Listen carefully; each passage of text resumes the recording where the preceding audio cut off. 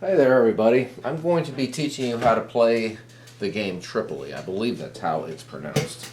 Okay, this game is from 2 to 9 players. This game has been around for a long time. It's been around since the 1800s. This particular copy is from the 1960s. This is a game that goes through many rounds. You can choose pretty much as many rounds as you would like. There's basically 3 different phases to this game. One is called Hearts, one is called Poker, and then the last one is called Michigan Rummy. You'll see that I have dealt out 3 hands, and I've given each player 10 chips. So we're going to go ahead and start with the Hearts version of this game. The first thing everybody's going to do is they're going to put 1 chip in each of these slots here. I'm going to go ahead and do that. That. 6, 7, 8. And 1, 2, 3, 4, 5, 6, 7. I messed this up somehow. Okay, here we go. All right, well, everybody has basically put in 1 chip here. All right, so the first thing you're going to do is you're going to play hearts. And that basically what you're going to do is you'll note on the board here there's a 10 of hearts, a jack, a king, queen of hearts, a queen of hearts, king, hearts, and ace of hearts, and then 8, 9, 10 all in 1 suit. And then you see also the kitty. Now, the kitty will be used in Michigan Rummy. But the first thing you're going to do is you're going to look at your hand and you're going to see which of these hearts or hand that you can that you can claim these chips. So, for example, I have a king of hearts here, and let's see, I have. Let me just look and see what else I have here. All I have right now is the king of hearts. I'm looking to see if I have an 8, 9, 10 all of 1 suit, and I don't see that either. So, anyway, since I have the king of hearts, I'm going to go ahead and claim the king of hearts. So I'll take all these chips right here for myself. Now, this player, as you can see, he has the ace, he has the 10. Let's see what else he has here. He has those 2. I'm looking to see if he has an 8, 9, 10 of 1 suit. And it can be of any suit, and I don't see anything here. So he's going to go ahead and claim the ace, which is here. Let me get these. And the 10. Okay, and the third player is going to look at his hand as well. He's got the queen, as you can see. And let's see what else he has here. He has the jack. Okay, so let me see if he has an 8, 9, 10 of 1 suit, and I don't see that either. So he's going to claim the jack and the queen, so he'll get this one. Sorry about that. And he'll get this one. Alright. These chips, the rest of these are going to stay, and you're going to just keep on. You're going to use these up until they get claimed in another round. So anyway, that's how the hearts version of this game works. So now we move on to poker. So what you're going to do is you're going to put the cards back in your hand. And what each player is going to do is he's going to look and see, try to build the biggest poker hand he can out of the deck of cards that he has right here. So I'm looking to see, I've got 3 8s here. I can probably do, well, I've got 4 8s actually. That would be a good hand. So I'll go ahead and claim 4 8s with the king.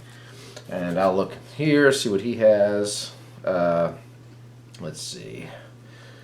He's got 2 aces, 2 kings. Trying to see if I can maybe make a full house out of here.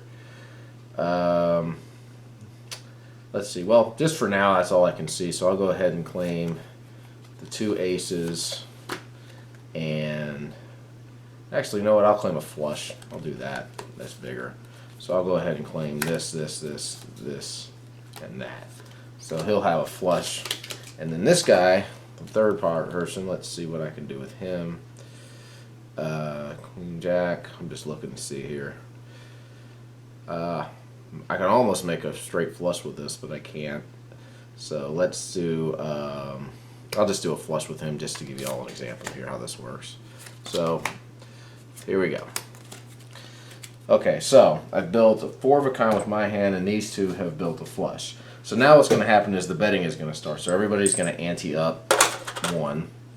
And I'm going to go ahead and just say, okay, I'm going to go ahead and bid 3 since I dealt. And now the next player can either call my play or meet my play, which is 3 chips, or he can raise me, which means he'll play the 3 chips that I played and then a couple extras. So let's say he goes ahead and says, I'll bid 3, I'll see your 3, and I'll raise you 1. So now the next person has to play 4. So So he can go ahead and play the 4 and say call, which means it'll go to me, and I can choose to raise if I decide to, or call. So he's going to go ahead and call with a 4, and since I owe 1, I'll go ahead and call. So everybody's going to play, show what hands they have. I have the 4 of a kind, which beats all these, so I'm going to go ahead and pick up this pot right here. Alright, so that's basically how the poker part works. Alright, now we move on to Michigan Rummy.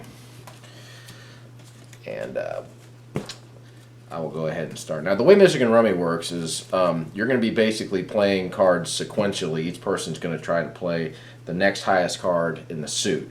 And you're going to basically try to get rid of all your cards. Since I'm the dealer, I'm going to go ahead and start. And I have to start with the lowest card in my hand. So I've got a 2 of diamonds here. So I'm going to go ahead and play the 2 of diamonds. Now, the next card that has to be played is a 3 of diamonds. And so all of us are going to look at our hands. And I have a 3 of diamonds. So I'm going to go ahead and play my 3 of diamonds here. And so now it goes on. I don't have a 4 of diamonds, I don't believe, no.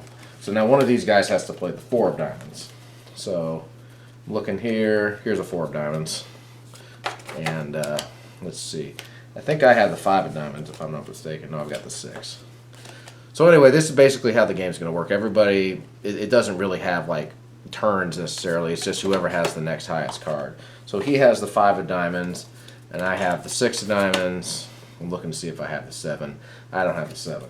So anyway, this is basically how Michigan Rummy works. Now, when it gets to the ace, whoever has the ace and plays the ace is going to get to start the next round of suits. So let's go ahead and say I've played the 7, the 7, the 8, the 9, and the 10 have been played, and we're to the ace. So here I have the ace. So let's just say all the cards from the 7 to the king have been played, and I'm playing the ace. Okay, now I'm going to go get to start the next round. So I'm looking at my hand, and I want to try to play the lowest card of a suit that I have. And let's just go ahead and say I'm going to go ahead and start with the 3 of hearts. So I have the 4 of hearts, and I have the 5 of hearts. And so the next person has, whoever has the 6 of hearts will play that. So it's this person that has the 6. And then it goes to the 7, which I believe this person has. Or maybe not. Let's see. Well, the 7's here somewhere. Well, anyway, that's the gist of the game. And basically, whoever wins the hand, or whoever runs out of cards first, is going to go ahead and pick up what's in the kitty. But he's also going to pick up an amount of chips, depending on how many cards that all the other players have left over. So let's say he has 2 cards left over in his hand. He's going to give me 2 chips. And let's say he has 3 cards left, or let's say he has 1 card left over in his hand. He's going to end up giving me 1. So I'll have won all these chips. Then basically what's going to happen is that we'll go ahead and start again if we decide to. So we'll go to the next round of hearts. So it basically goes back. So everybody who has chips is going to go ahead and refill this up again, like so. And everybody's going to do this as best they can, I believe. And whoever basically has the most chips at the end of a round, or whatever round you guys decide to end, is going to be the winner. And that's basically how you play Tripoley.